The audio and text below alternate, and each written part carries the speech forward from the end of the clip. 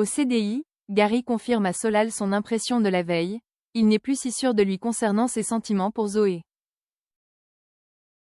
Solal lui conseille de passer davantage de temps avec elle pour que les choses deviennent progressivement plus naturelles entre eux. Gary se rend donc au Doubla où Zoé est en train de réfléchir à un concept pour la soirée du Nouvel An organisée par la chef Armand. Il décide de rester à ses côtés pour l'aider à trouver un thème.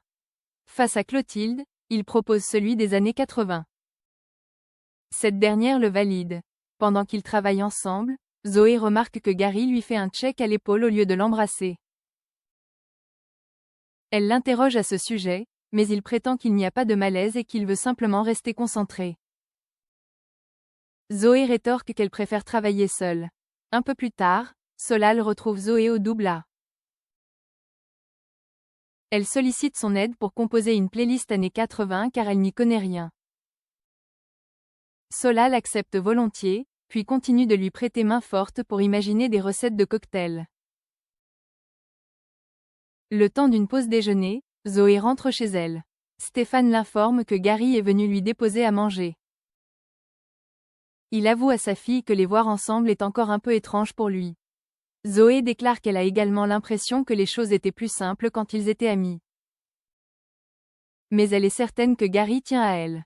La preuve, il a retrouvé Stéphane pour Noël. Ce dernier révèle alors la vérité à Zoé.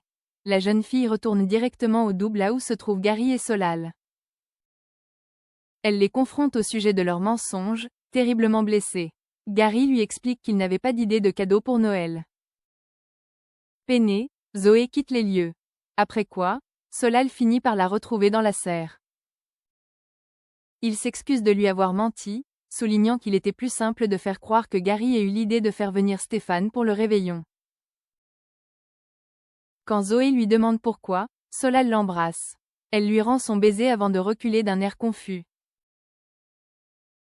Olivia a donné rendez-vous à Hassan, le père de Sabri, au café de la place. Elle souligne qu'il était maladroit d'offrir un jeu vidéo à son fils pour Noël.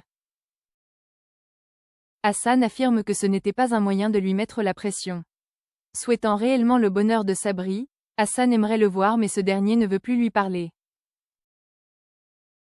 De retour chez elle, Olivia annonce à Sabri que son père est en ville et qu'il aimerait le voir. Le jeune homme accepte, même s'il a peu d'espoir que Hassan ait changé de point de vue. Père et fils se retrouvent un peu plus tard au studio. Hassan s'excuse d'avoir mal réagi en ayant appris la raison pour laquelle Sabri a eu la main dans le plâtre, puis s'intéresse à sa nouvelle passion pour la cuisine. De retour chez lui, Sabri fait même une partie de jeux vidéo avec son père. En rentrant, Olivia est heureuse de les voir réconciliés. Intriguée par l'histoire de l'admiratrice secrète d'Antoine, Constance l'interroge à ce sujet.